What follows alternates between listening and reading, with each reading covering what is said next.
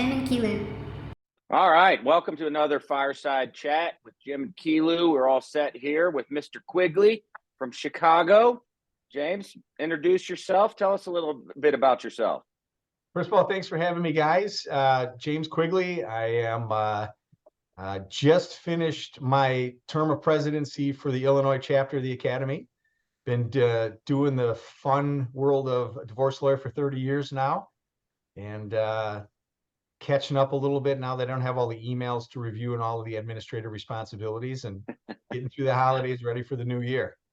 And voted, best dressed. Yeah. No, true story. So this is, I decided, I can't get anyone in the office to wear suits anymore. All this, we're still doing Zoom stuff, right? And I'm like, oh, it's a Zoom, put your suit on. Then I got one guy puts his suit on, and he's still got these little, like the commuters with the white sole sneaker. I'm like, come on, wear a dress shoe. I single-handedly am keeping the shoe shine guy in business downstairs. So now I've shifted from the suit. I picked up some new blazers. That's going to be my 23. I'm gonna blazer it up a little bit. Well, that's good. We're going to have an entire generation of kids coming up here who are going to refuse to wear. I don't think the courts are ever going to allow it when we get back in person, but who knows? The younger wave of judges might come in and say, I don't care, I don't know, Quigley. If my wife saw you, she'd say, hey, turtlenecks are 1980s. I'm bringing them back. I'm bringing them back. I tried that. I tried to bring them back, and she basically said, don't ever wear them again. I was like, hey. So I get to wear them when it's cold and I go golfing, I'll wear my turtlenecks, and then she can't say anything because she doesn't see me when I leave. But yeah, I was wearing turtlenecks, and she was making fun of me day in, day out. There's a fundamental difference of a top-tier divorce lawyer in Arizona versus the guy in Chicago, where we literally had wind chills in like 30 below this past week. So a turtleneck, not only am I bringing back the savoir-faire in the style of it, but it's an absolute necessity, that and long underwear. So, I'm not gonna lie, it was like 50 out here and 40 out here, and I was freezing. I was like, oh my God.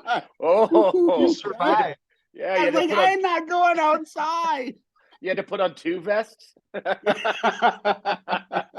It's chilly. I actually tried that. I tried the 3/4 zip with the vest, and my wife is like, what are you doing? And I was like, it's cold outside. She's like, you can wear one, but you can't wear two. And I was like, you just don't get me. So you know what I got her for Christmas? 2 3/4 vests. Like, show you, woman. I was going to say, next year, get her turtlenecks.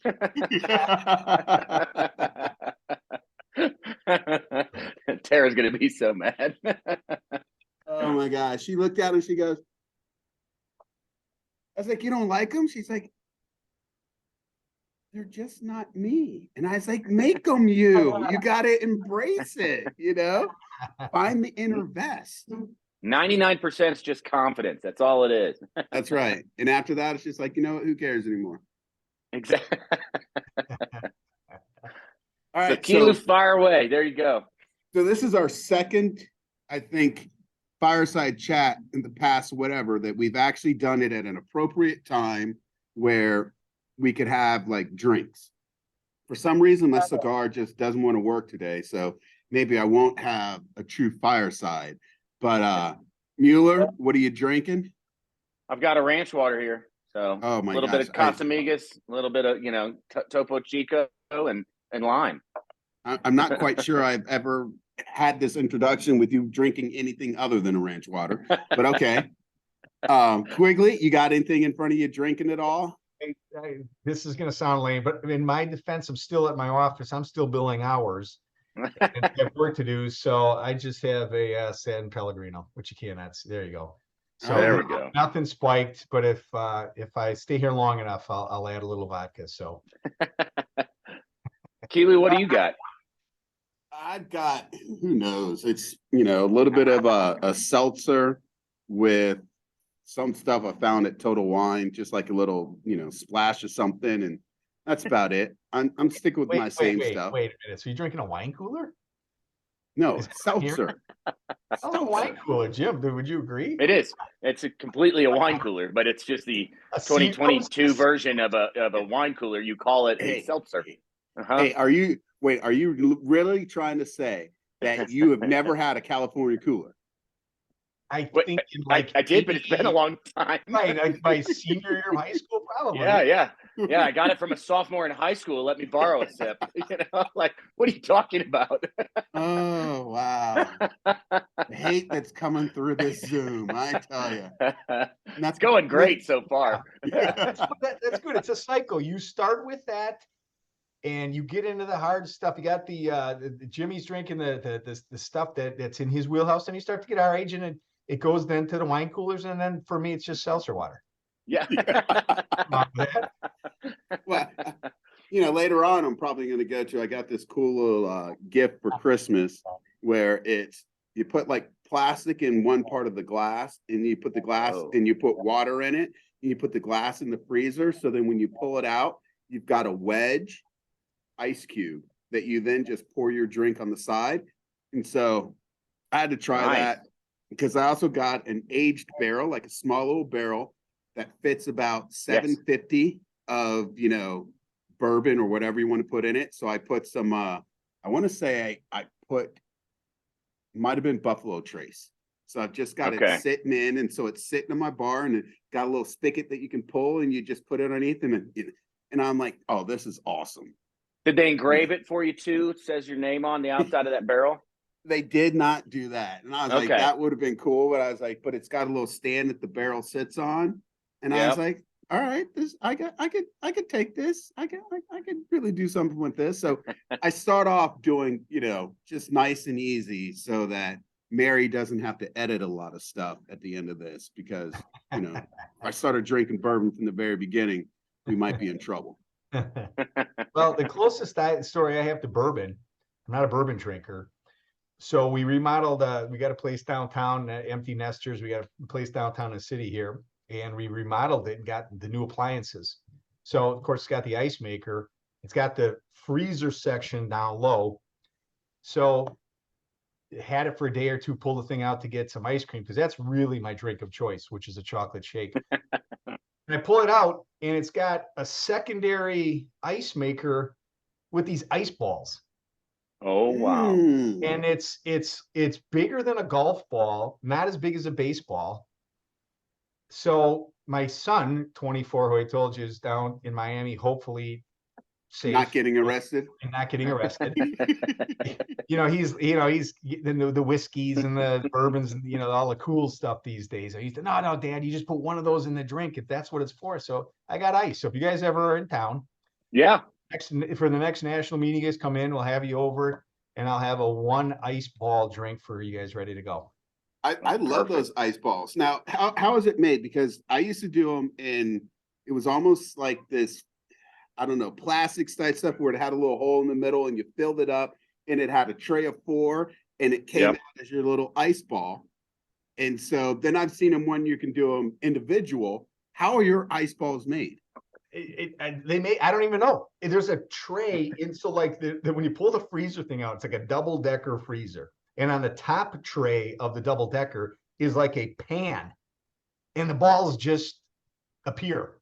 So that's awesome. Yeah. So it's I don't remember what the manufacturers are, but look for the next time you guys upgrade, get the ice ball maker in your freezer. It's life-changing. That's awesome. Highly recommend. Yep. Now it might even make you into a bourbon guy. You never know. I mean, just because of the ice. Right. I was going to say, I don't know how many ice balls I need to put in my chocolate milkshakes, but, hey.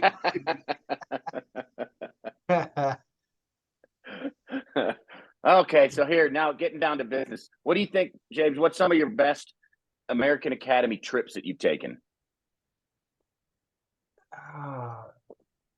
You know what was probably the best trip, and it was the place was fine, but last year when we went to California, mid-year, what made it a beautiful resort, the weather was amazing, you guys were there, it was great. It was my first mid-year meeting, which is what because I was the president, said, you got to go to the mid-year.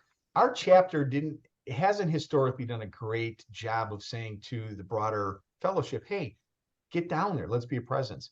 When I got down there, like I said, again, beautiful conference, great, CLE, had a couple meetings we had to take care of, but the networking at that event was so fun. And I mean, Jim, I think that was the first time I got to know you, Yeah. your We had wife. a blast. Yeah, and it was really, really fun. So in terms of, I don't have much to compare mid-year meetings. I know we got the Bahamas this year, and I'm gonna have to bill a few more hours to be able to afford that this year, but I'm guessing that's going to be outstanding. But it was really, really special, and it kind of made me want to focus on trying to get down to the mid-year. And actually, in the Bahamas this year, I have two of my partners recently admitted to the academy. I talked to them, and I have them coming down as well. So we're going to try to, bring Chicago. That'll be good. Yeah, and be a little bit more of a presence. Yeah, see, I was thinking that was a loaded question from the very beginning, because I was like, Quigley don't go to anything. I was like, he just started showing up. I was like, are you trying to put him on the spot? I was like, the first time I met Quigley, I was like, wait, who are you? He's like, no, I'm in the academy. I was like, no, you're not. Come on. Well, I'll say this. Now you're going to have a whole lot of mid-years looking forward to it. It's going to be awesome. Well, and now I'm not going to mention any names, like maybe the guys on this fireside chat with me, but I have been under serious duress to get into the International Academy. I've completed my application. Yes. And so there may be more trips in line.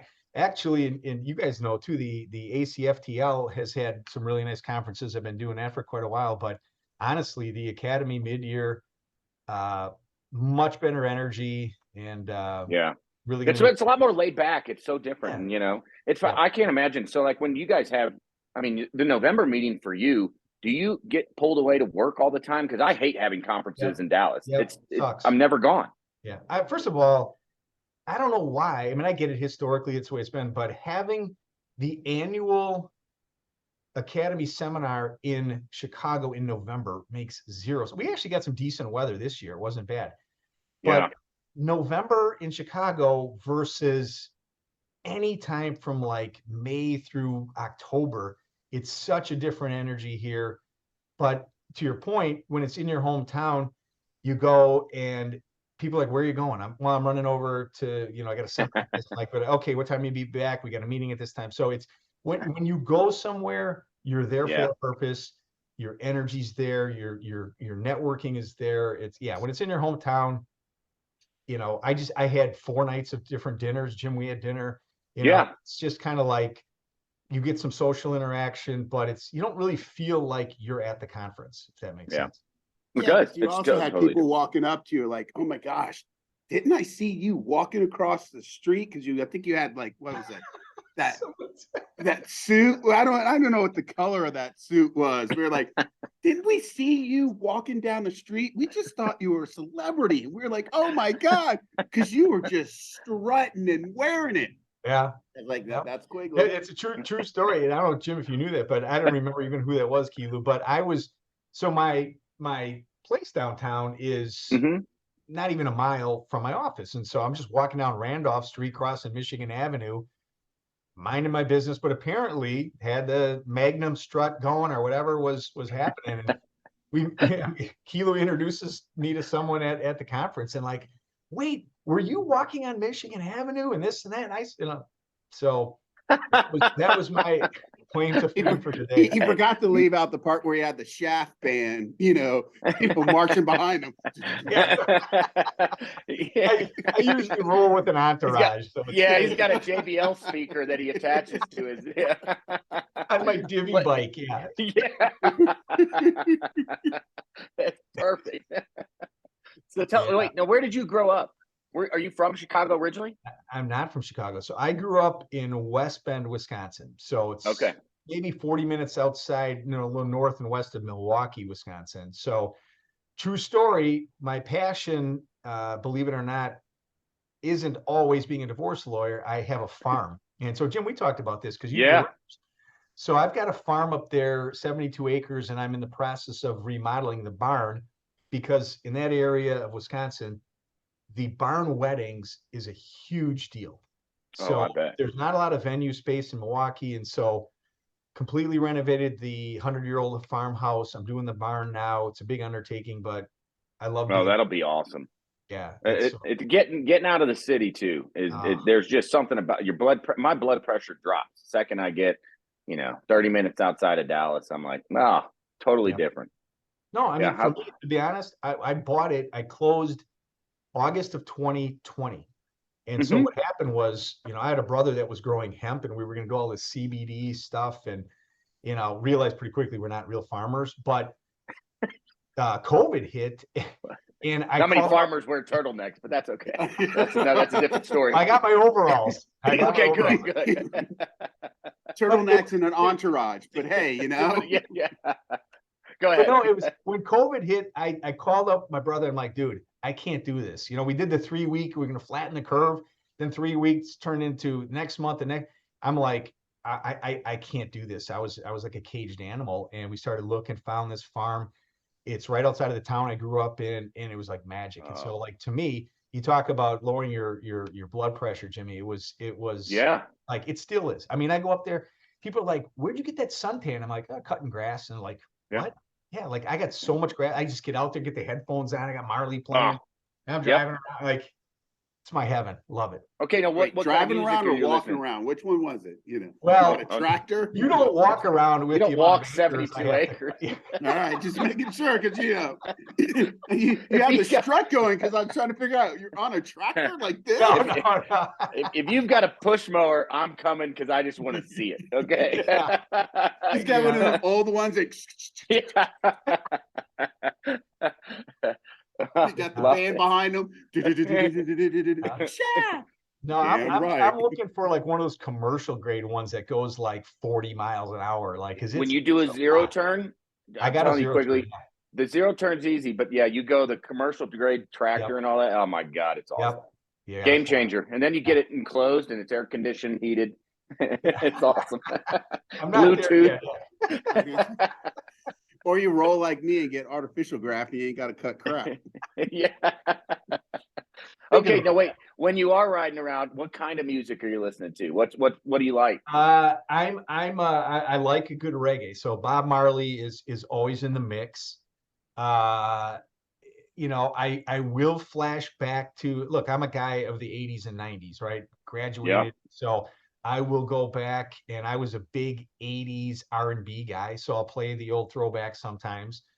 What do you consider an R&B throwback of the, what's on it? You got, So I'm trying to think who would be my like real go-tos. It was never like, hear like a Full Force, a Cameo, Jody Watley. She wasn't a great singer, but I like to watch her dance. Not sure if we can real love. Got a little real love going on there, Quigley. Yeah, no, there was like, it was never that great. There wasn't a lot of great vocals back. You had your Luther Vandross and your Anita Bakers. Sometimes I'll get in that. I got the love songs going. I'm just mellowing out and stuff. But reggae seems to kind of fit the vibe when I'm just out there. I don't know why. See, I was waiting for you to throw out some New Edition or, New Edition. Listen, I was, before they brought Johnny Gill into New Edition, I thought there was a chance when Bobby Brown left that I might be the replacement guy. That's how much I love New Edition. I know, Mr. Telephone Man. Pick me. Listen, I'm gonna listen, since we're drinking. This is a fireside chat. I'm gonna get personal with you guys. So my girlfriend dumped me. My college girlfriend dumped me my senior year of college. New Edition had out, and you guys don't know this, Can You Stand the Rain? So I went through my period of depression where my roommates would come in. They'd find me the drapes closed, laying on the couch. I'm not saying I was crying, but I'm just saying it was a tough time. Can You Stand the Rain was on like repeat. Those were the days we had tapes too, right? These came out, but the tapes, they would just loop back. It auto go rewind. Yeah. So if you got the cassette single, it just kept going and going. Can you stand it? I ain't gonna lie. Never even went to side B. That was one of my favorite songs back in the day. I was a New Edition. I saw them in the late 90s or so, and they were touring with, I can't even remember they were touring with, and it was just probably one of the best concerts I'd been. It was with Keith Sweat. It was New Edition, Oh. Keith Sweat, Oh, wow. and I was like, oh, this is just awesome. You know, and I'm in my mid-20s, late 20s, whatever it was, and I knew every song, and I was just crushing it. It was so much fun. That was just a great those concert. were the days, and you'll remember this too. Jimmy, you might be a little young for this, but in those days, my routine was, you remember this, remember Video Soul? Donnie Simpson. On Friday, they would do the top 20 video countdown. Oh, So yeah. On BET. Absolutely. Yes. And you'd make sure, like, if you had to schedule a class on Friday, you did, but it was always so you could sleep in. And what we had is we had a great routine because everyone got to the gym to start playing basketball. If you weren't there by like, 2, 3 o'clock, you were already a couple of deep in terms of the games. So Yeah. Video Soul would start like at noon. So you watch that till 2, see all the videos. And to your point about New Edition, you saw the, is it love, the video so many times. You had all those dance steps down. Yeah, that is. Well, I do.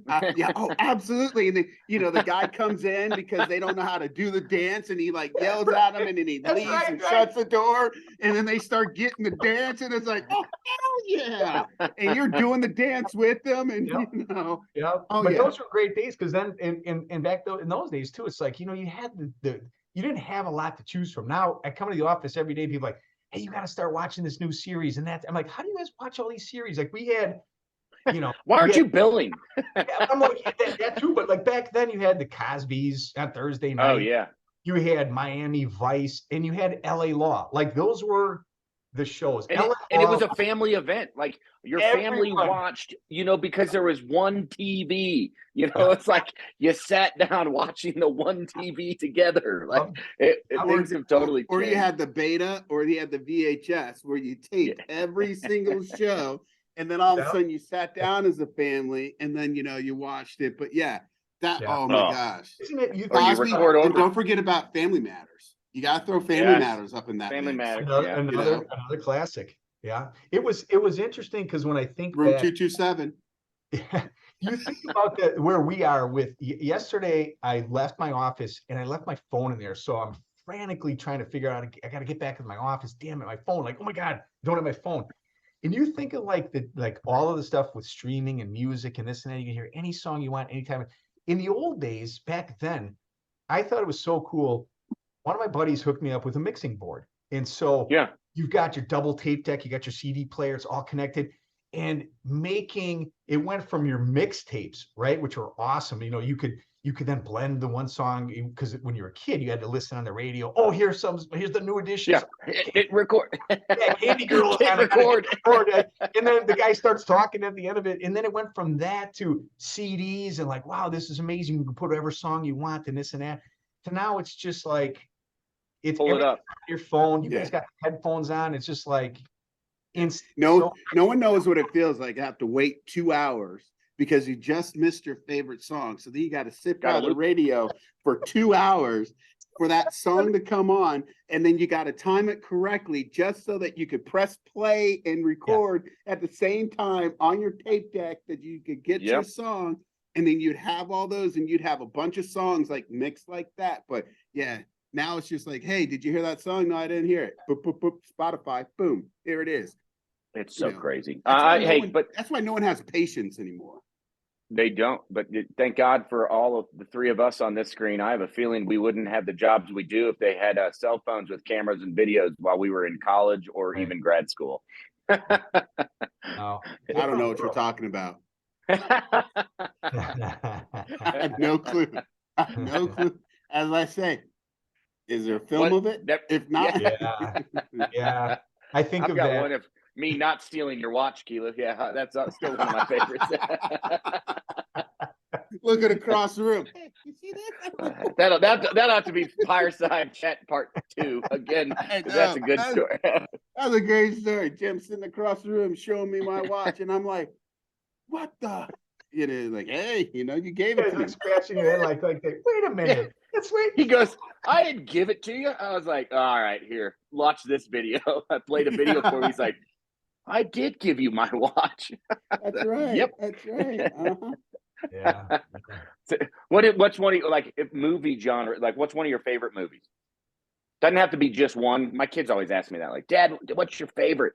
I'm like, it's hard to pick one. If you ask me, like, I'm kind of was always the action, the Rambos, the Schwarzeneggers, like yes. guys kicking ass was always kind of my genre. Still is. I like some assassin movie or whatever. Like comedies are fine. John Wick. Yes. Yeah. Those. Mm-hmm. Although I never like the ones. I never got the like John's Wick. The guy looks like he's like 100 and I don't know, maybe 58 pounds, and he's kicking everyone's ass. So Yeah. it's Badass. He's a badass. He's the boogeyman. He's not He really is. the boogeyman. He is the man that you send to kill the boogeyman. Come on, John Wick. Come on. But Woo! I will say, you go back and watch those movies like Commando and all those now, and you're like, God, these are terrible. Oh, they're so Terrible. awesome. Yeah. Like I'm trying to show the kids Rambo, and they're like, this is so boring. I'm like, this is awesome. What are you talking about? Like they can't even sit through Rocky. I'm like, you guys like don't when know you a first good saw movie. First Blood, when you first saw it, you were like, oh my God, this might be one of the greatest movies ever. Yeah. And you were like, but even then you go back now and it's like, I could understand the appeal, but wow. Yeah. I think one of the first kind of movies where in my recollection, the cinematography really changed dramatically was Saving Private Ryan. Oh, and, yeah. That storming the Normandy scene with the Dolby sound and the tracers, and like it was like you were there. Like that kind of, to me, like just opened the world of, wow, this stuff is like you're really there. It's crazy. Yeah. Do you guys have in your houses, do you have the entertainment where it's coming from the speakers in the ceiling or anything like that? Yeah. Two movies you want to watch. The very beginning of Save It Private Ryan, that first scene, and Gladiator. That first scene. Just having it around you, it is and then there's the one with the guy with is it Owen Wilson? The crooked dude. And one where he's the guy that he's running through and he's like a fighter pilot or whatever, and he's running through all these like mines that are going off. Yes. Those three scenes, if you watch it with the speakers around you, it's insane. I'm like, good God, that's awesome. Yeah. It's funny because we're in this condo now, and I'm always like, you're watching the movie, and I'm old, so I'm like, I'm turning the volume up so I can hear what they're saying. My wife likes to do the thing, and I hate that, where it's got the subtitles. Thank you. Right? And I'm like, does that crap all the time. Right? Because I'm like, if you got subtitles and you're reading it, how can you watch the movie? But then I got to have the volume up, and then they're talking, and then it goes from the talking to the bombs coming in. You're like, whoa! And like into the subwoofer. Your neighbors, your neighbors like, oh, you're Quigley, huh? Yeah. How was your movie last night? Because I heard it. We regulate the sound just a little bit on these things, and I like the all of the Marvel stuff and the the superhero stuff. And God, I tell you, that is so funny. Olivia and I get into that stuff, and we watch it nonstop, and it's hilarious. Like now that the kids, I'm like, this is great. We play Marvel trivia like nonstop. It's totally random. Well, that's the one kind of genre that even your kids, like my kids from 19 to 24, they're into that stuff, and I'm like, this is great stuff too. So it's kind of like the new Spider-Man movie's coming out. The last one was kind of dumb. You got the 3 different Spider-Mans, and everyone was all hyped up about my kids love that one. They absolutely love that one. My kids, because you know why? I think the kids know all the history and watch the this movie. Like I don't care, like the Star Wars 18. I don't know, like I don't pay attention. Whoa. I watched all the, but here's the best thing. So like my kids are, Marvel used to usually come out with a new movie right around my birthday. So we would go and I'd take off the day from work. Hang on, let me interrupt you. Hang on. the reason that is because I think a lot of the execs sit around at Marvel and say, dude, it's Kiilu's birthday's coming up again. We got It could be because we go watch them all and it would just be crazy, and which is fine. But then all of a sudden they started doing all these little different things where, you've got all these different Marvel ones that are coming out on the TV. First, Loki was cool. That was great. But then all of a sudden after Loki, they came out with a bunch more. And it was like, oh yeah. I don't have time to watch all these. It's ridiculous. Now, I'm not saying I did not watch them. I was just saying I do not have time to watch them. And so it's the same thing with Star Wars, where you don't have time. You just got to find a way, because at one point you want to have something to talk with your kids about. And so if that's what you're talking about, it's like, all right, cool. We did it, Boone and I, during COVID. We asked all the kids, like, what do you want to do? What's one of the things that you want, you don't normally get to do? It was watch all the Marvel movies in chronological order of how it should have been, not when they came out. And we watched all of it. And then you go back and you realize, like, that's like 4 days worth of my life that we have now sat down and watched them. But the fact that he still talks about watching them all and being, this is great. And every now and then Olivia will make the mortal sin of, he'll ask something about a Marvel question and she'll say like Batman. And it's like, that's DC. What is wrong? Like, stop talking. It's so great. Awesome. I love it. So quickly, we've asked this before. Who is the first Avenger?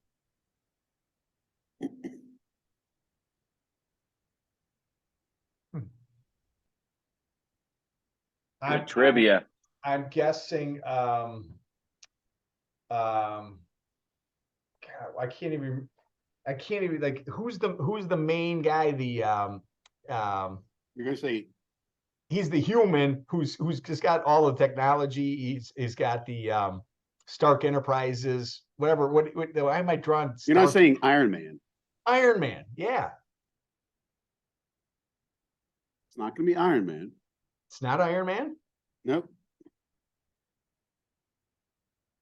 Captain America. He would be the oldest. So is the question, who was the first of the Avengers that they actually produced in an actual comic book? No, it would be in terms of, if you look at it and say, now theoretically you could try to say that Captain America was the first Avenger because you had, the first movie.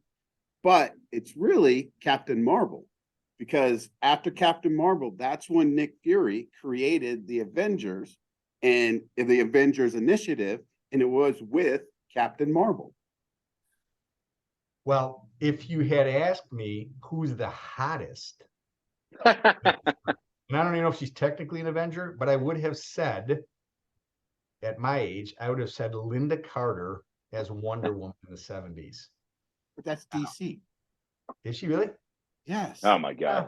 She's still the hottest superhero. So. Oh my God, that's DC. We were just literally talking about that. I did laugh. I agree with the attractiveness. It did make me laugh that we went to Wonder Woman. I was like, wow, we have really jumped the shark on that one. Just totally missed it. We just I'm with Olivia. I don't know. I'm a huge Star Wars fan. My favorite guy is Nick Fury. He's the greatest in those movies. I was gonna say. I love James C. Kirk in Battlestar Galactica. I do like him as Denny Crane. That's true. It's so good. Boston Legal, that was a classic. All right, so quickly, if you were stranded on a desert island, what 3 things would you bring? My phone. Okay. Yeah. Probably my wife. Okay. And then like a luxury cruise liner so that I could leave when I got tired of it. All right. Oh, thank you. Finally. All right. There we go. All right. Hey, yes. Because Mueller, can you tell him what was wrong with this first answer? It's the first thing. Almost everybody says a cell phone, but we're like, all right, now how are you going to charge it after it dies? But if you've got a luxury cruise liner and your phone's about to run out of battery, you're like, you look at You're your ready wife to and go. say, "Sweetie, we're ready to go. I'm on 3% battery life, so I gotta get back home. Hope you We've had been here fun." for 6 hours. Yeah. Or of course I had the solar charger with me, but That's what, see, we haven't had anybody bring up the solar charger yet. yes. I don't even know if it's actually a thing, to be honest, but I'm assuming. Oh, it is. It is. Is it really? Yeah. Yeah, but then you'd have to either look at it and say you're dropping your wife or the luxury line, cruise line. Which That counts which as one are you leaving the behind? cell phone and the solar charger. And the chart, it's 2. Yeah, honey, you're out. But don't worry, I'm not going to be long. Yeah. I'm I'll just be on at my work, dinner. right? I'm just at work. I'm billing hours. I'm checking my emails, dictating. It's practically COVID. We're great. I'll be right home. That's funny. Now, are you a reader? Are you a big No. reader? Are you like an No. audiobook guy or anything? No, not at all. Matter Yeah. of fact, I even hate reading cases. I'm at a point now where it's like, look, this is like a 17-page opinion. Brief this for me. Give me a 1-page cheat sheet. What does the case say? Yeah. No, I don't have the patience for it, to be honest. I mean, That's what I was wondering. Yeah. reading for me, though, served a purpose, especially in college and law school, as a sedative. Yeah. I'm great with, I mean, you give me a book, I'm about 2 pages in and I'm out, knocked out, obviously. But it was always a way to get a good nap. I felt like I actually studied, right? Because I had the book. I mean, never mind the fact I fell It's asleep for 2 osmosis. hours. Right. As you were asleep, it was on top of you. It was just coming through your But this is a true skin. story. Here's what got me through college. I was one of the guys who actually went to class because Okay. if I heard it, and I was the guy too, I'd raise my hand. Like I literally had lit classes where you were supposed to read like, I don't know, 10 books throughout the semester. I might or might not get the cliff notes, but I would pick up enough during the discussion part of it where I just engaged myself in the conversations and the discussion. So it seemed like maybe I had read something, but I picked up stuff like that and I would take notes. And what I do, my study technique is I had my notes, I'd go through and I'd highlight my notes. Then I'd take a different color and I'd highlight the highlighted section. So I pared it down because my theory was whatever the professor was saying is probably what they're going to teach or put on the exam. I would then, after that double review, I would close my notebook and I physically would put it under my pillow. To your point, Kiilu, osmosis. And it worked. It worked. So Where was college at? University of Wisconsin-Madison. Okay. Law school too? DePaul University in Chicago. DePaul in Chicago. Yep, that's right. Yep. So I told all my kids going to school, I said, you probably want to be more like your mom. My wife is a physician. She's very studious, analytical, academic, smart as can be. I said, you probably want to emulate her style. I said, but what you really need to do, and I think this is for all of us, you have to figure out how you learn. Yeah. And some people, reading comprehension is great. They can read, something and it's all there. If I hear it and talk about it, then it's there. So you got to figure it out. But I'm not That's a good way to You do ask it. me my favorite book, I'm like, I don't know. I used to read Sports Illustrated, but yeah. That's how my wife gets so mad at me. I'm not a physical book reader. I got into some audio books now and I can listen to true crime stuff all day long. Like I love walking and listening to true crime while I'm, working out and doing that stuff. That's my favorite. But it's, horrible, terrible murder stuff at like 4 a.m. And I'm like, now I'm ready, fresh to start the day. Let's go divorce some people, however that works. That's funny. Yeah. It's funny when you say I'm ready to start the day, let's go divorce some people. So for the majority of, I've been doing this 30 years. So I'd say the first 20 plus, we only had the one main office for the firm downtown Chicago. Yeah. The suburbs. So now we finally, probably within the last 10 years, built out our suburban office. It's great. And now, of course, I moved downtown. But I had that commute from the suburbs to the city. And I told people it's the best thing ever for me because I'm a competitive driver. And so in the morning rush hour, I'm like, you mother, but beep, beep, this. I got my blood pressure up so that by the time I got down and ready to go to court, I was fit to be tied. And then at the end of the day, you know, I'd work a little later, let the traffic die down. You know, I guess we're on video, but I'll say anyway, let the wife kind of take care of all the stuff with the kids and all the stuff no one wants to do. And I would just veg out on the way home. They put some music in, you know, Marvin Gaye is really my favorite singer. Put Marvin Gaye in there. I'm like, how did I get home? So it was always like, fire me up in the morning, relax me. Calm down. Oh, that's awesome. That's how I survived. How do you survive being a divorce lawyer? That was my it is so true. I mean, it is almost amazing to see what we do. Did you start out wanting to go into divorce, or is that okay? No. That's why it is funny to see how many fellows are like, I never wanted to do this. This is the last thing I ever wanted to do. So you remember, like, when you guys did your law school applications, I remember they, you know, what area of law would you be interested in? And there was one way they do these essays. And I specifically remember two things I said I would never do. I said, personal injury, it seems slimy, you know, ambulance chasing, and that was the position I had, and divorce. I'm not doing divorce. I believe in marriages, you know, like I would never do either one of those things. I wanted to go in sports law, you know, anything to do with sports, right? And you quickly realize there's about 10 people that get to do that, and you really got to go through some crap to get there. But so I get out of law school. So I'm in law school, and like, I need a job, right? I'm not going to be law review. First job I get, what's it doing? Personal injury. So I do personal injury. I go to another law firm, personal injury. Then I graduate law school, and I don't know if you guys have that. Do you guys have 7-Eleven, or do you have something where while you're in law school under the tutelage of some other program, you can actually practice law? Well, in Illinois, they had that program. So I worked for the city of Chicago in the traffic division. So I was trying traffic cases. Isn't it true you ran that stop sign? You're fighting with people. So I'm trying these little cases. And 1992, I come out of law school and they had a hiring freeze. So I'm like, shit, what am I going to do now? And I go back to a couple guys that I worked with.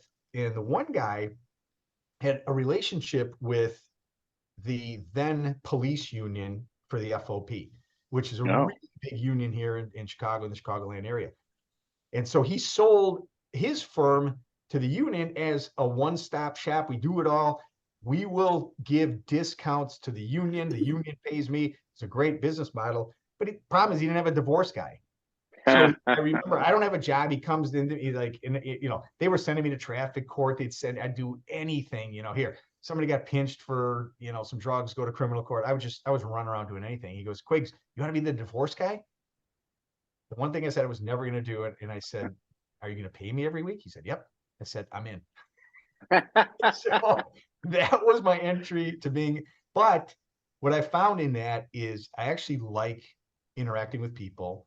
I like that we really do help people. So you guys know this. It's just such a tough process. So I really do think we are helping people. And for me, it has fueled my competitive fire. You know, I was that guy that was still playing rec league basketball in all these leagues till I'm like 48 years old, sore back, sore shoulder, starting fights. That gave me a way where I could do that and get paid. I was like, I'm in. You're going to pay me to do this. You're like, okay.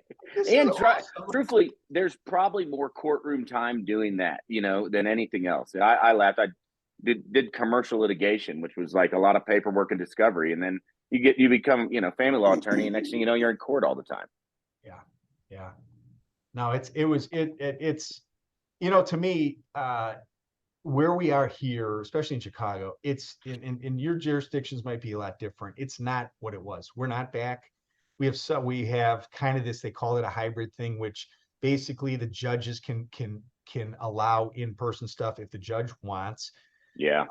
And then they say, but then there's the caveat. Well, if, you know, both parties have to agree, and invariably we got to, you know, somebody, it's just a different kind of thing. Most people, you know, I'm still, you know, not this and that and COVID and whatever else. And like, and when you go in there too, we still got these, it's like you're in a hockey penalty box. You put these huge plexiglass things up, you know, you're physically handing exhibits up over the top to the judge, you know, and they got the thing, it's like at the 7-Eleven, they got the little metal. Shit, if I had to go over the top, I don't think I could get an exhibit into evidence. No, I'm 6'2", like I can at least, I'm like something.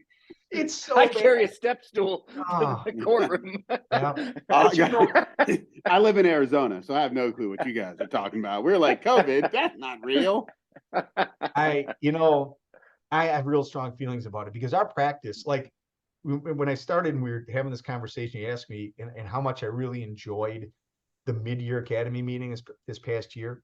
It was it was being with you guys. It was actually shaking a guy's hand, give him a hug, the interpersonal relationship, because my whole practice, I had guys mentor me that I never worked for. They were there, it was, and I say guys, but it was like we have probably a pretty equal men to women ratio here.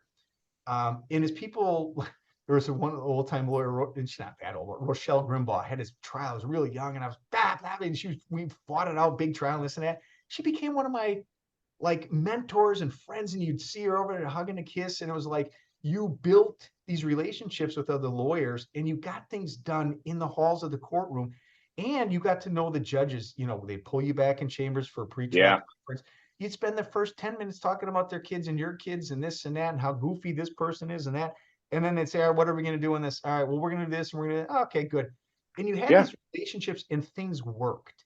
Now, every Zoom I get on, you get these 2 years out of law school, never step foot in court, blah, blah, blah, blah. And they're fighting you over all this stuff. Everything is a fight. There's no personal accountability. It's just such a different practice. I mean, even and that's it's one of the things that we say. We always ask questions like, what would you tell younger fellows or younger lawyers and that, but it truly is, it's that idea of that fellowship is like your clients are going to come and go. Pick up the phone. You're going to have lifetime relationships with these other lawyers. You don't have to get along with everybody because you're not, but at the same time, keep in mind that case will end and that lawyer will still be around. So it is, that's a hard thing to teach younger associates and that. And, I've got one that I kind of like, she started right before COVID. And you're like, wow, then next thing you know, everything's shut down. She's never been able to get into a courtroom for that many years. And it stunted her versus, you kind of say, the one guy who'd been with me since day one of law school, it's like, you just come with me, shadow me. This is what we're going to do. We're going to have a different generation of people. It's going to be interesting to see. But, now you got new associates that want to start and work from home. Yes. Can I work from home 3 days a week? Wait, you're telling me you're just starting. You have no clue what you're doing and you want to learn from home? Fellas, adopt my line. I let everybody in my office, they all work from home 2 days a week. Saturday and Sunday, they can always work from home. I'm fine with it. I will never complain. It is my go-to line. I said, that's how generous I am as the boss. Like, I'll give you 2 days a week to do that. When we started off, I mean, Saturday was just another work day. Sundays were a few hours, but it's a different. That's what I tell people. I tell people, hey, look, I worked obviously Monday through Friday. And then Saturday was a question of, am I going to work a full day? Yeah. Because then I'm also coming in on Sunday so I can work, a 3/4 day, or am I going to have to, throw it all in on Saturday because I don't feel like coming in on Sunday? There is none of this of, hey, I want to be a litigator and work 8:30 to 5:30 and, had someone tell me, I was like, oh, I've been so slammed and I've got this, that, and the other coming up. But I was like, but you weren't here that day because you were going off somewhere with your friend and you weren't here that day. So how slammed could you be if you were, comfortable enough to take a bunch of time off? Yeah. It's going to be crazy. It's not even just the lawyers. I mean, we're sort of a firm divided because when all this happened, our managing partner was like, I don't know what the rules are. We don't want to get sued if someone gets, no one. Yeah. Right? So everyone was kind of working from home. And then it was like, okay, well, I mean, like by June, I said, we're coming back. I said, our team, I'm in this, we work together. It's what we do it. And everyone's been back since. But there's some teams in my office, they don't eat, they maybe once a week or something like that. And to your point about mentoring the young lawyers, building loyalty, really training it. This past year, one of my junior partners was we needed to add an associate. I bet you we went 4 to 6 months interviewing constantly. People, they wouldn't even come in for the interview. Like, can we do a Zoom? I'm like, all right, strike one already. You don't even come in for an interview. And I'm going to put you in a waiting room. they had a hat, like they're not even dry. Right. It was just like, and then the people, they would literally with a straight face say, yeah, well, I'm willing to come into the office twice a week. And I'm like, Yeah. and my partner was like, okay, I like her. I'm like, dude, we're not hiring, because then it's a slippery slope. And then they look and they say, Oh, well, yeah. and staff, what is this? For me, the way staff is so important, because I'll be sitting and have like, hey, like, I need this. Like, it's in the moment. And if your staff person is there, then they go to somebody else, and then someone else is doing double duty. They got to be there. So I just don't know how people are surviving just doing things with this work. It's different. Remote stuff. Well, I said it kind of came out where, all right, when we first had and we went through everything, we looked at it and said that, okay, we had to shut down because of COVID, and then staff had to work from home. Yeah. And then all of a sudden you looked at it and said, well, a lot of us got some sort of, help from the government to keep our doors open. And then so that's how we were able to continue to pay our staff. Now all of a sudden people just expect that. But you know what? We're not getting help from anyone anymore. So how do you mirror it with where, I had someone come in and it's like, okay, well, I want to raise. And I was like, okay, well, let's sit down.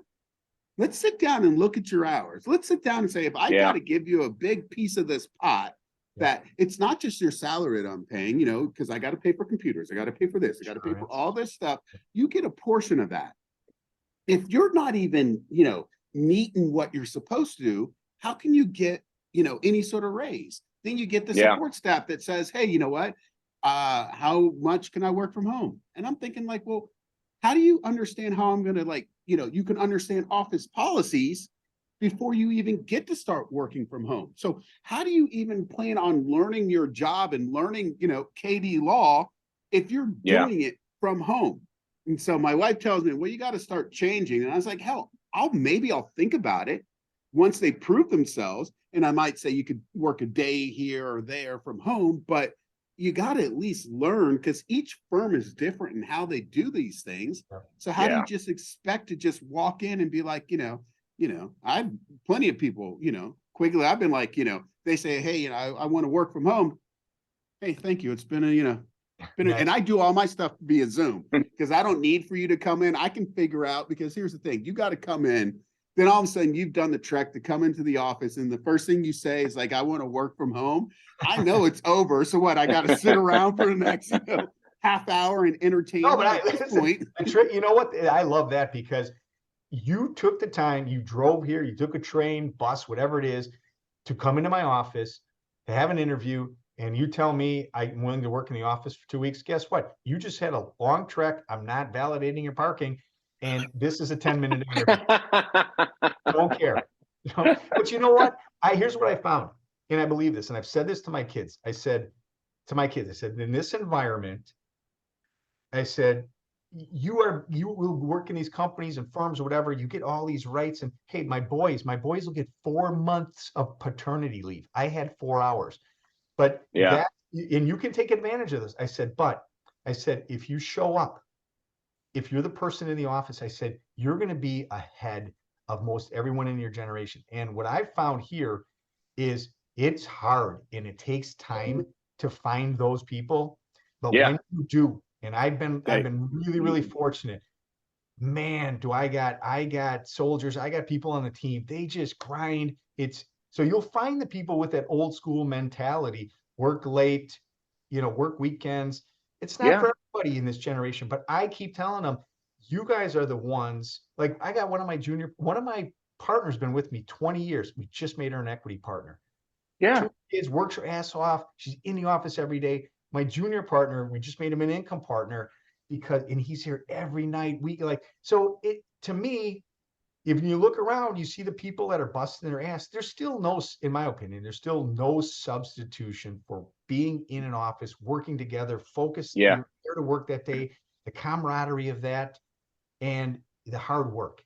And that's, to me, those are the simple. It forms a bond that I think you just can't replace otherwise. And then it's really, then you do that. I laugh. We were talking about this. It's like I'm on vacation this week and I've got everybody back at the office doing, but they're not resenting me right now, because it's like I've been there in the trenches with them and I'm happy to do this. And when they're gone, I'm like, oh my God, yes, you have go, please go leave, go pick them up, do whatever you need to do. I've got that. That's the stuff too that I think is you can't replace it. But you all have to understand, it's still hard to find those people. Like I remember when my mom passed away, I took 5 days off and I had to go back to Virginia, bury her. And I took 5 working days off. That's all I took off. I had somebody in my office who took 3 days off because her rabbit died. A rabbit? Her rabbit. You can't make this shit up anymore. It's like I wonder who interviewed her. I don't know. I think we got to start looking at the top there, figuring out who's on your interview team, Mr. Davis. But we're also still in the generation. This is the generation of, hey, I finished 434th. I want my ribbon. So but now every other employee though that you go to hire, new associate, they're gonna love, like, they get halfway through that interview and you randomly ask, offhanded question, do you own a bunny? Are you pets? They're gonna be like, hypothetical question. Hypothetical Let's say you owned a turtle. That turtle dies. How much time do you think you should get off? That's when you hire the guy. Say, I would never own a turtle. You're like, you're hired. You're hired. I'll share with you guys though. I'll give you my patented interview question. The thing I care most about is, are you a sports person? I always ask that. And the reason I ask that is because what I have found is people that have played sports. And I've got a woman who's a competitive dancer, so I think a huge part of success is a competitive drive. And people that have played sports, by and large, they understand the team concept. They understand working together. They're not afraid of hard work. They're goal oriented. And so to me, that's always, it's just kind of a curiosity I have. And to me, I mean, I got one guy that played professional baseball. I've got, a college football player. I got guys that have, played sports, and women too. One of my partners is softball. So it's like, to me, it's like, what do you look for in your team? I could give a crap what law school you went to. I'm really more interested in the kind of person you are. Do you have the work ethic? Do you have the drive? I always tell people, look, I'm a divorce lawyer. I'm not the smartest guy in the world, which you guys would clearly attest to, and so it's like, but you got to have a mix of people in there. So I mean, you can't manufacture drive. You're right. And Quigley, I agree with that 100%, because I will give the person that may not have as much experience or even know that much about family law, if they played a sport in college, you've already got a leg up. Now, one of the questions that I always ask them, my standard, and I don't really ask, do you play sports? I like to, I'm watching them and looking at their resume. And then if it comes out, it comes out. But the one question I always ask is, give me your 3 weaknesses. I always ask for their weaknesses because, everyone always wants to work on their strengths. Yeah, but I'm organized. Okay, but great. Yeah. What are your weaknesses? Because does that mean that you've never done any sort of, introspection to look at yourself and, to see what you have to get better at? Because I equate that to, hell, you could hit a fastball every day, but if you know your weakness is a curveball, aren't you going to want to start working on hitting on the curveball? And if you never want to do that, then you show me that you're not really trying to get better. So I always ask that, because if you ask somebody, what are your 3 strengths? They can give it to you in a heartbeat. But a lot of people can't give you their weaknesses. But what's the first thing that we do when we get a case? We don't look at the strengths of our case. We look at the weaknesses of our case. Yeah. Here's another fun one. Ask them what they're looking for in a boss. It is. Invariably, Mueller answers that one. Oh, that's not me. Yeah. They might answer themselves out of a job. Be like, I thought this was going to work out great, but woo! If you're looking for a hairy guy that could, dunk a basketball, let's just say, I got a guy in Chicago you could go interview with. He's your guy. Yeah. I let I two of the can't hit people the in my net right office. now. I let 2 of my people in my office do a second interview, and they came back and they said, she's not for us. And I said, why not? And they said, both of them said, well, because one of the things she was looking at and saying is, hey, I want validation every time I do something that's good. And No. they were like, well, that ain't this place. Like, you guys, we're going to talk trash to you. You better have some thick skin. Do you do like, firm happy hours and everything else and because I want to be in. They're like, yeah, no, this is clearly not a place for you. So yeah, it's so Mueller, I did learn because I let somebody else do the second interview, so I didn't make the mistake. There you that go. was the first one. I was like, I like her. But let me go to Sally and Kelly to make sure. Let me get the other to bring in the relievers. Let me bring in the brains of the operation. I've done that where I've actually brought, like how many ever, I've had 5, 6 people on the team, lawyers and stuff. I'm like, come on, let's winner. Because I'm like, if you get somebody and they're like, they're locked up and it's like, oh my God, these people, it's like, all right, like we're going to fire stuff. And a lot of times they're joking around. It's just like, these are the people you would be working with. And I like that too. Like people have the different questions, like, oh, that was a good question. Yeah. And then at the end, it's like you get to say, like, is this a person that would fit with us? Yeah. And it's sort of like, I'm like, I'm not big on democracy, but I'm like, in that kind of things, like if we're here all day, every day, we all got to have a gut feel that this is a person that's going to fit good in the team. Because your support staff is going to work with the individual more than you are. At least I know for me, because I'm going to, train that person, I'll oversee that person. But in terms of the day-to-day operations, they're going to spend the most time. So I need to make sure that they're going to mesh well with that individual, so that, because we're a family. And if we're a family and ultimately I got to keep my family happy to make sure that we're all, doing well in life. Yeah, so I've started doing that more and more, Quigley, as I bring and then they're in, invested. other people. They're exactly. invested. Yep. And they feel like they have absolutely. They feel like their word, whatever they have some sort of they have skin in the game. Yeah. Yeah. I like that. Holy cow! So we've been on the phone for an hour I know. now. This is crazy. This could go on forever. It could. I know. This is a good one. I like this. This is, it's really this is just truly what Fireside Chat is. It's not a bunch of firing questions. It's, as Quigley was like, hey, for you guys, I'll say yes, but I have no clue what I'm getting myself into. I have no idea. I get to talk to you guys. I haven't seen you in a while. I question the decision making of most people that say, I'll do that. It's like, you and Kiilu, sure. What a great idea. Wait. Hey, would you like to do Fireside Chat? Have no clue what it is, but I'll do it for you guys. Well, no, that's not a good answer. It's a great answer. People don't trust Mueller and I to do very much. So I trust Mueller, just not you. Yeah, exactly. God, you are a great judge of character, Quigs. You're on it. That's awful. That's awful. Hey, that hurt me right here, right in my heart, right there. Right on that left vest.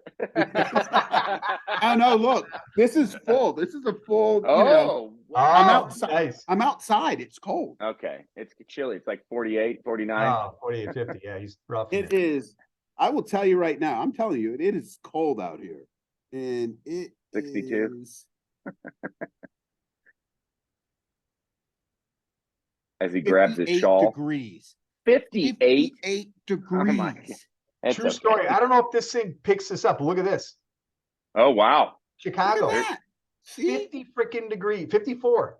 I'm toughing it out. Why aren't you outside? Well, the temperature drops in Chicago quickly. So it can turn from 54 to 54 below in our. So I'm in the comforts of my office. Smart man. But take two. Yeah. I'm learning the Zoom stuff. Yeah, this is great. I've been muted by judges, so I'm the rules. So here you go, Quigley. If you could be, it's a 2-part question. All right. If you could be any superhero, who would you be?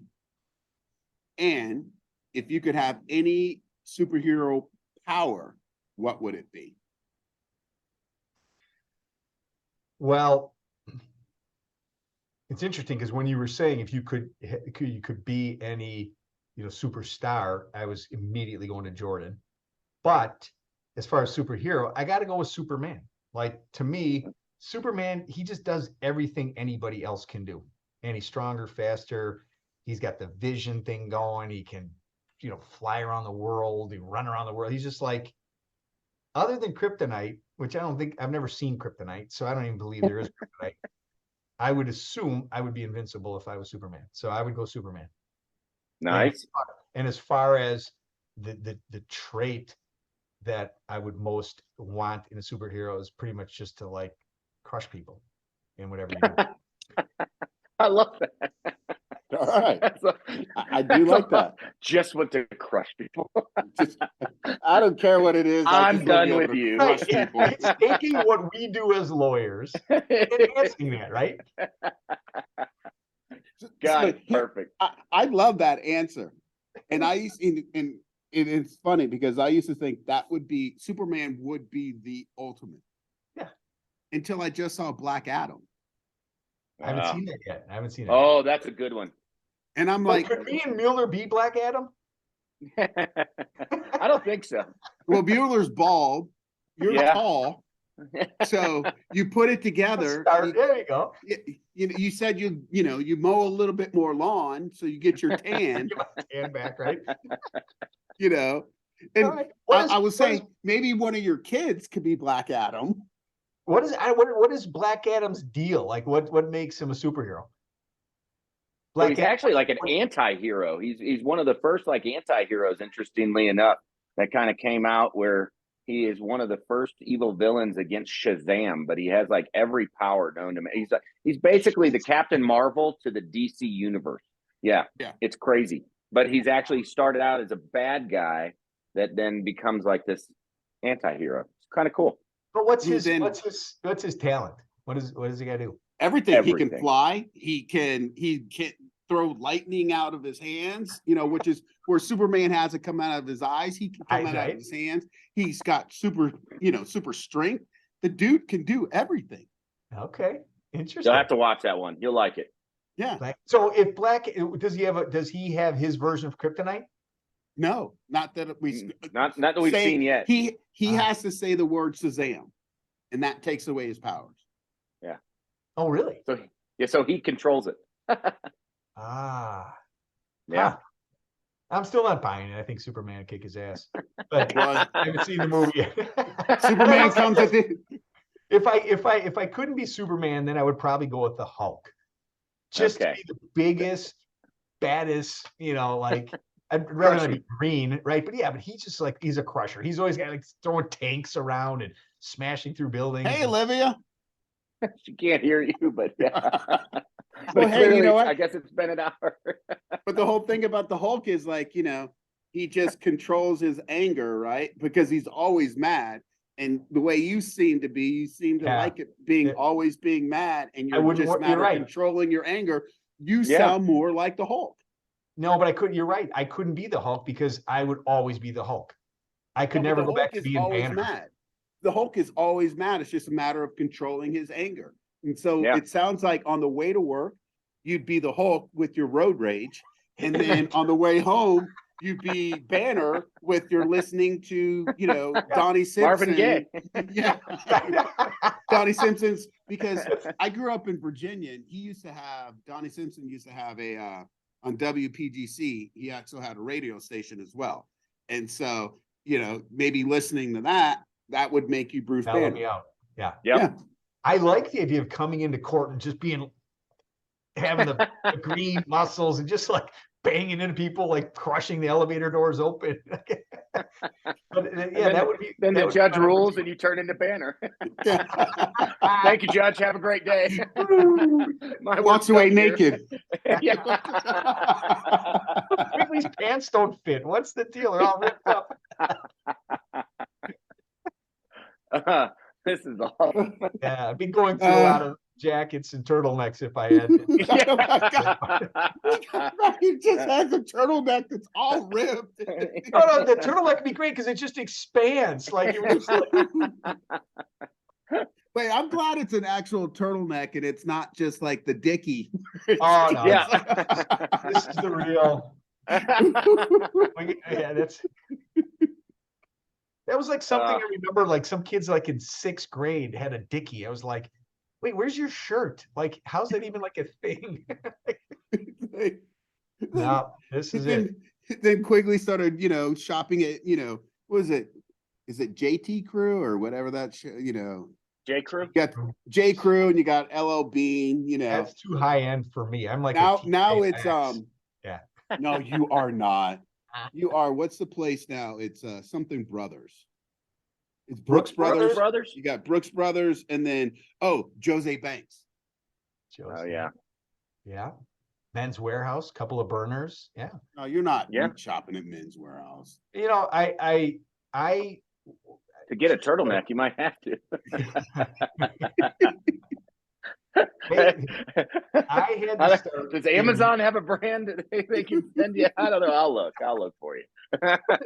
I started having to wear custom clothing because in law school, like you'd go buy a shirt, right? And if you bought, it's like the neck, you could find a neck that's anybody's size, 36, 35 and a half, whatever. You can find whatever your neck size is. But the sleeves would stop at like 35 or 36 or something like that. So I was always the guy when I was in law school, like I had this thing going. And I was like, oh, okay. I'm going to keep my jacket on because I didn't want people to see how short my sleeves are. And there was a legal publication it was like the American Bar Journal or something here, where in the back of it, this guy, Balani, advertised he would do trunk sales. So he would come to a hotel, get a suite, and you would go and you have all these books of every swatch of fabric you can imagine, any design or whatever. And so I started with, I just need some shirts. And so the first time I got a custom made shirt, I was like, this actually fits. And I worked for guys, and I remember back to my LA law days, seeing the guys with cufflinks. And I was like, Oh yeah. that was like, so every shirt I've ever had is French cuffs. And then I worked for this guy who had the monogram cuff. And I was like, dude, that, first of all, it tells you it's custom and it fits. And so I was hooked after that I actually could get stuff that fit. And as you guys know, I'm fairly, muscular up top and thin down. So skipping leg day these days, though. Right. I haven't done a leg day in years. So let's not miss it. But that was part of the problem. You get a jacket that fits or something, and then it comes with a Can you pants taper it like around the calves a little bit? The problem is I get these jackets and I can't find, pants that can go around a toothpick. Right. Exactly right. You get the 38-inch waist, and by the time they cut them down, like the two back pockets are like on top of each other. I'm like, It's one pocket. He's got a unipocket on his ass. I had to go custom. It was either that or incorporate leg days, and I wasn't doing the leg. Much easier to go custom. God, this has been awesome. Yeah, it really has. Hey, we might have to do a part 2 of this one. Yeah, I'm in. Now that I know what it is, sign me up. Yeah, perfect. All right. Good deal. Gents, awesome time tonight. Appreciate it. You guys. Yeah, good times. Happy holidays. Happy New Year's. Yeah. See you guys. Yeah, this was a good time. Woo. All right. Hey, God bless you. See y'all soon. In the new year. All right, take it easy. All right, take it.